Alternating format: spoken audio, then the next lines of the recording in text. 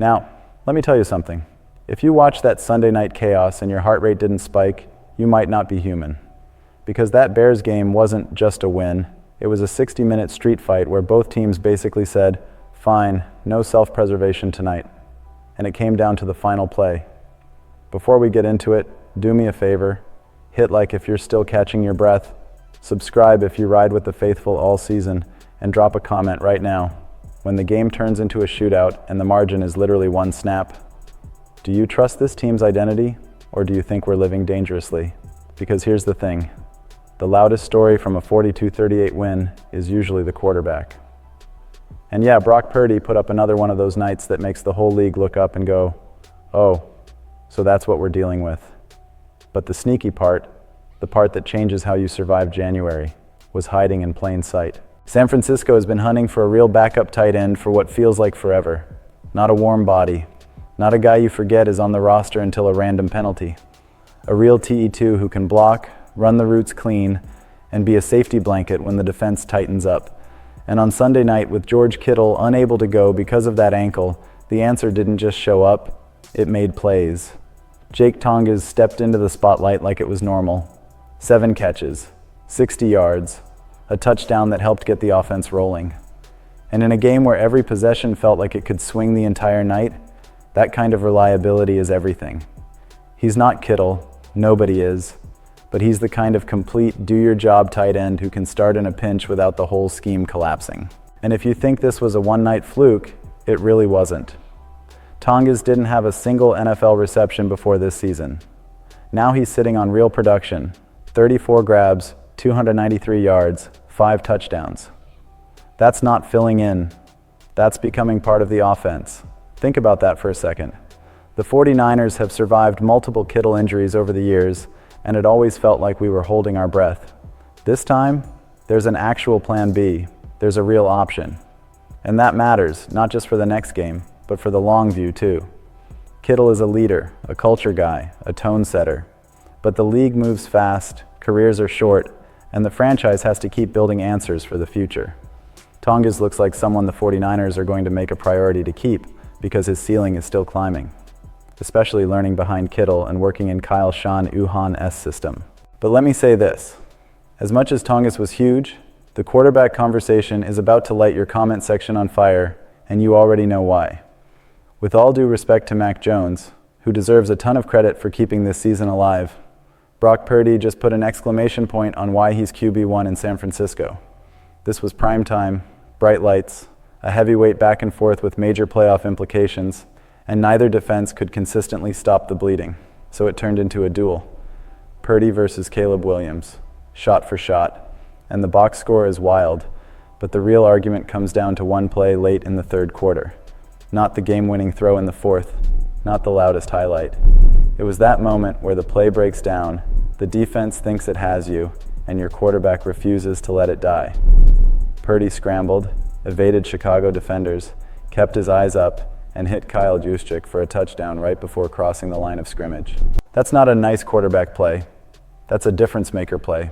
That's the kind of thing that separates he can run the offense from he can save the offense.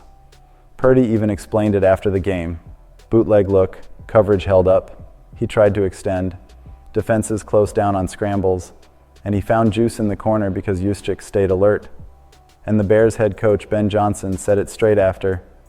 Purdy is dangerous when he can see down the field and has that kind of time, and he extended plays with his legs in a way they didn't affect enough. Now, back to Mac Jones for a second, because this matters. The 49ers do not get to this spot if Jones doesn't step in and fight through 8 starts. Going 5-3 in that stretch kept the whole year from going off the rails. And yeah, fans have been debating the value conversation. Could Jones do some of what Purdy does for way less money? Sunday night gave you the answer without needing a speech. Again, no disrespect to Jones, but he doesn't make that touchdown play to Juszczyk. And when Purdy is stacking 10 total touchdowns over the last 2 weeks, including 2 on the ground, he's playing red hot at the exact moment you want your quarterback peaking. And that leads right into the scary part, because the 49ers are winning, but they're winning with the margin getting thinner every week. Adam Schefter went on the Pat McAfee show and dropped a couple injury expectations that basically framed the entire Week 18 chessboard. First, George Kittle is going to push to come back next week. Schefter said Kittle never tested it last week at all. They weren't going to play him Sunday night, he was out.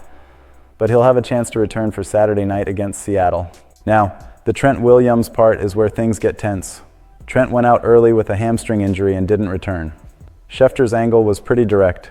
Older veteran, hamstrings are tricky, and on a short week it's tough to expect him back. And if you're the 49ers, you probably want to see if you can get that bye. Give him 2 weeks off and try to bring him back healthy. Here's the good part, if there is one. The team gives Trent veteran rest days during the season, so the backup left tackle has actually had reps in practice.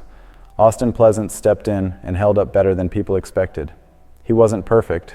2 pressures and a sack, but he wasn't a disaster, and the run game still found some success going wide left. The problem is the next part of that sentence. Week 18 isn't forgiving.